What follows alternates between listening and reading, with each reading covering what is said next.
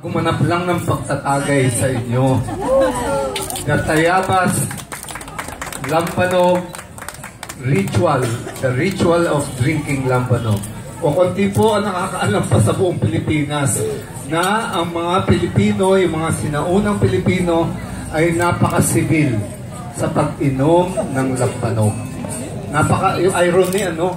Inom ka ng alak, ma-intoxicate ka, mawawala ang inhibition mo, pero civil ka pa rin. Saan kayo nakakita ng ganong kultura? So, totoo ho yun. Sapagkat sa Tayabas, hindi kami umiinom o tumatagay ng lampanog ng kagaya sa nakikita ninyo sa pelikula. Na naglalagay ng isang bote o isang galon na lampanog sa table, bad manners ho yun. So, nakikita nyo ho yung hand-blown bottle, yung Damawana. Yung ganito kalalaki.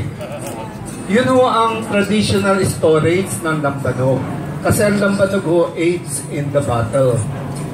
Ngayon, bago ang lahat, gusto ko rin inform kayo na ito ho'y galing sa isang organikong raw material, yung tuba. Alam naman ho natin sa Quezon na nung araw talagang plantation yan ng coconut. At ang coconut plantation ay natural na tumutubo sa rainforest ng Mount Banahaw at hindi namin kailangan i-fertilize.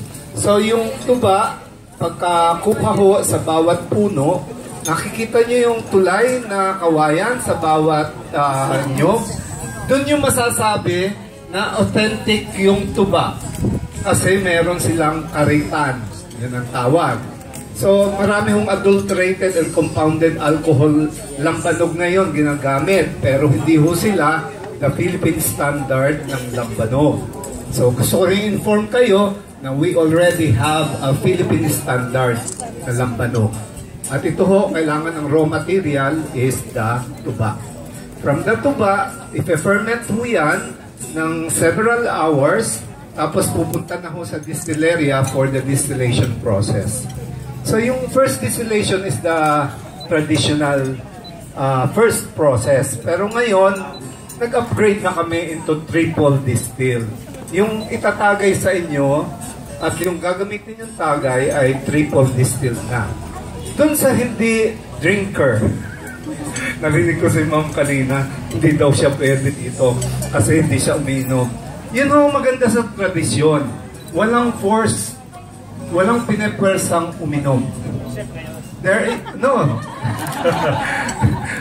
Ito ho yung practice. Meron ho ako ituturo sa hindi marunong o hindi umiinom. So, gagamitin ko ho yung Tayabas Tagalog ha, dahil yun ho yung lengguaheng ginagamit namin.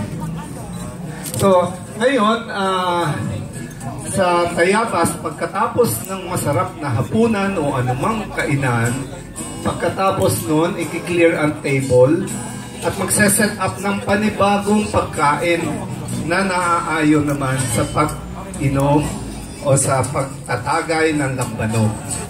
Traditional ho yan, malaki o maliit na okasyon, ang kasunod lagi lampanog. Yung wala pang mga multinational na mga alak na pumapasok, talagang lampanog ho lamang iniinom sa amin. Yung mga lolo at lola namin. Kaya nga po meron ding mga awit na parang ngayon rap. Nag-uusap yung matatanda sa awit. So, bibigyan ko muna kayo ng sample at I hope I do justice ha. Medyo nahihirapan ho ako sa awit. Pag tinawag kong awit, it's more of the chanting. It's not singing. Kantar ho yun. Pero pipilitin ko ho ngayon para lang maintindihan nyo paano umaawit yung matatanda bago uminom ng lampanog o pag nag-aalok ng lampanog. Ito, pakipatay lang ho muna ng music kasi off tune, off, wala hong rhythm sila at saka walang sinusunod na timing. Hindi ho yung usual singing natin. Hindi kantang lasing sapagkat wala ho sa aming kantang lasing at wala ding usapang lasing. So, this is really correcting the image. Yes, ito ho yung hindi maganda na na-create na image. Lahat ho ng transaction sa amin, pagka inilabas na ang lambanog, ibig sabihin it's a done deal.